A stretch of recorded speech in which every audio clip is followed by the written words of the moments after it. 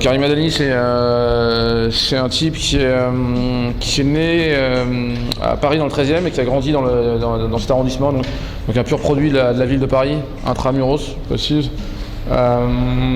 qui est un fan qui est avant tout un gros lecteur, presque compulsif, de tout, quoi, qui avale vraiment tout, ça peut aller du polar en passant par les BD, les comics, un gros cinéphile, un gros mélomane. Voilà, donc Karim Adani, c'est quelqu'un qui a baigné dans une culture, dans ce genre de culture. Depuis l'âge entre 10 et 11 ans, j'ai commencé vraiment à lire assez régulièrement. Cauchemar périphérique, il est un peu difficile à pitcher parce que c'est un peu un roman choral. C'est un roman avec toute une galerie de personnages. Je crois qu'il me semble qu'il y a une vingtaine de personnages dans le roman. Mais en gros, en fait, Cauchemar périphérique, ça raconte la trajectoire un peu hallucinée et musicale et chaotique d'un jeune chauffeur. En fait, c'est un jeune gangster qui est lui-même chauffeur pour deux vieux gangsters de la scène parisienne, les frères Berkowitz, qui sont des gangsters vieillissants, des dinosaures en fait, qui sont amenés à disparaître et qui vont être éliminés par cette nouvelle génération de voyous, de gangsters, tu vois, qui un peu sans foi ni loi, quoi. Le roman, il est né sur le personnage, ouais. Il est né sur, en fait, l'idée était de partir sur un personnage en fait qui analyserait le monde qui autour de lui, ainsi que ses propres émotions et ses propres interactions avec les gens, à travers un prisme musical. L'idée est partie comme ça. C'est vrai que dans le bouquin, ça a mis en fait tout ce qui est, le monde est filtré par la musique. Donc tout ce qu'il voit, tout ce qu'il fait, tout ce qu'il dit passe par une espèce de prisme musical et presque psychique en fait. Donc ce flux musical correspond à son propre flux psychique. Et voilà, donc l'idée était partie de là. Puis l'idée est partie aussi sur une galerie de personnages un peu presque de série B, tu vois, avec des personnages improbables, entre Snatch, avec des influences un peu tarantinesques, tu vois, des choses comme ça, quoi. Je me suis vachement documenté sur l'histoire criminelle française des années 60 à aujourd'hui. Tu vois, il y a une grosse part de documentation à la fois sur les armes, sur les différents courants criminels. Tu vois, genre des trucs un peu que les gens connaissent pas forcément, mais tu vois, il y avait beaucoup de gangsters juifs dans les années 70 à Paris. Tu vois, les frères Zemmour qui ont inspiré les frères Berkowitz, et puis Jimmy Majorowski, ce tueur de Cosa Nostra qui est juif. Et en fait, c'est aussi un clin d'œil à toute cette épopée criminelle, qui a mêlé en fait juifs, américains et italo-américains. Savoir que Cosa Nostra en fait au début a été construite grâce à des cerveaux criminels juifs comme Meyer Lansky. Au début, il y a une espèce de matière brute.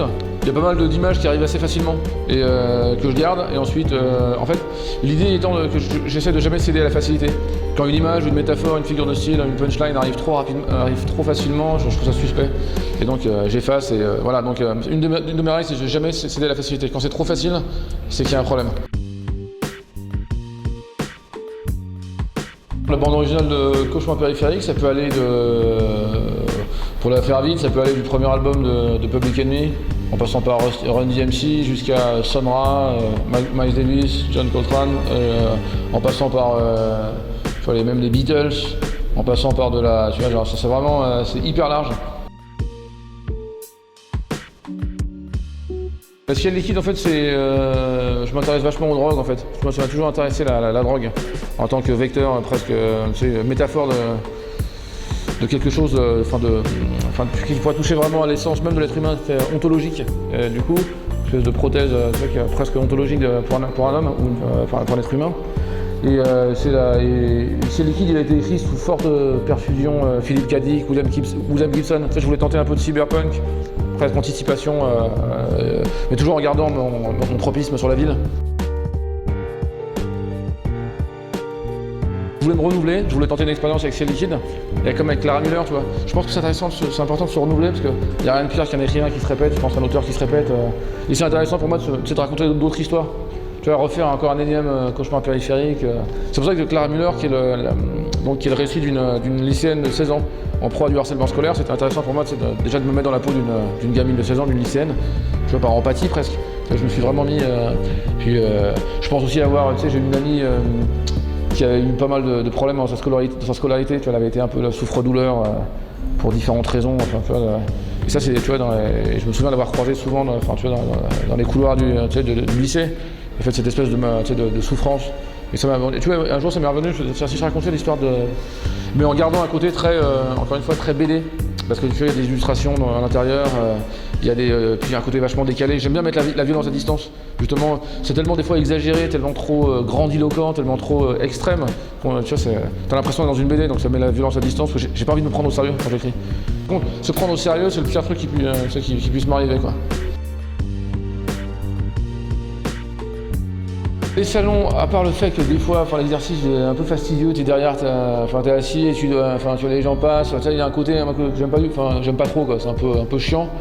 Ce qui est intéressant par contre, c'est que t'as vraiment des discussions avec des lecteurs, que tu pourrais, au-delà des gars qui t'envoient des mails ou qui se connectent à des pages Facebook, mais t'as vraiment tu vois à peu près quels sont tes lecteurs. Et ce qui est intéressant, c'est de voir un peu la diversité des lecteurs que tu peux avoir. Moi, ce qui m'a fait marrer, c'est d'avoir des lecteurs entre 18 et 77 ans, quoi, tu vois, ça c'est assez marrant. Il y a des profils complètement différents, tu vois, que je m'en périphérique, il y avait un type qui était une espèce d'instituteur hyper doux, qui était fan du bouquin. Et donc là, il y a une vraie relation avec les lecteurs de proximité. C'est ce qui est intéressant dans les salons. Et puis les petites rencontres, il peut y avoir les débats, tout ça est intéressant et enrichit aussi ça nourrit aussi la matière littéraire. Je suis jamais satisfait de. Tu sais, le dernier bouquin, j'ai qu'une hâte en fait, c'est d'en faire un autre. Et voilà, tu vois, je suis vraiment très critique. Ouais. Je pense que le processus, il s'arrête jamais. On écrit toujours des meilleurs livres. On est toujours, faut jamais se relâcher cette pression quand t'écris, cette tension. C'est toujours, faut jamais s'installer en fait dans quelque chose, quoi, dans une routine ou. Je trouve ça un peu béat, moi, la satisfaction. Je trouve ça un peu c'est un peu stupide d'être satisfait de son travail. Voilà, tu peux être satisfait d'une partie de ton travail, d'un pan de ton travail, mais c'est toujours une espèce de renouvellement et il faut toujours écrire, quoi. Tu vas écrire pour se surprendre, pour surprendre les autres. Quand j'écris, je lis pas de romans. Je lis des documents. Je lis beaucoup de documents parce qu'en fait, j'ai pas envie de.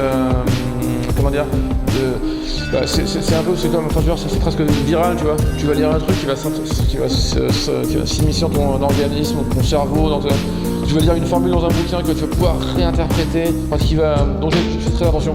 Même si je suis très frustré, parce que là en ce moment, il y a Ellory qui sort, il y a Don Winslow qui sort, tu vois, j'aimerais bien les lire, mais je peux pas parce que, je veux dire, tu vois, Don Winslow, il parle de marijuana dans son nouveau roman. Moi, j'ai dans mon bouquin chez Gallimard là, que je prépare, c'est un mec qui vend de la weed. C'est aussi ça, donc j'ai surtout pas en fait que cet univers déteigne sur moi, que le bouquin de Ellory, Les Anges de New York déteigne, tu vois. C'est comme un musicien. Tous les musiciens que j'ai interviewés me disaient la même chose en fait. On n'écoute plus de musique quand on est en studio parce que forcément, fatalement, je veux dire. Et donc je lis beaucoup de documents, ouais. Essentiellement des documents. J'aime bien Shenas. Shenas, je trouve qu'il a un univers qui ressemble un peu au mien. Sauf que lui est bien branché cul, tu vois, lui il a une obsession autour du cul, que moi j'ai pas. C'est délicat de parler de cul en fait, sans tomber dans des trucs un peu trash. Tu vois, lui je trouve qu'il le fait bien, tu vois, moi j'ai un chapitre, une scène comme ça, mais en fait ça marchait pas. Quand ça marche pas, j'arrête, ouais. Faut pas non plus se forcer parce que, tu vois, lui c'est vraiment le faire. Moi j'aime bien des gars comme Don Winslow. Ellory, Richard Price, Donald Goines, Chester Himes. Moi je suis plus dans ce pôle, voilà, en fait j'aime les auteurs un peu sombres, tu sais, j'aime bien le côté obscur aussi. J'aime pas les trucs trop mainstream en fait, genre trop grand. Le polar grand public m'intéresse pas, je trouve, voilà, c'est pas ma cam, quoi. N'hésitez pas à venir hanter ce cauchemar périphérique à votre tour, mais faites attention parce que ça peut être à la fois addictif et laisser des séquelles. Donc c'est à vos risques et périls. Lecteur de plume libre, mais en même temps c'est plume libre, donc prenez des risques.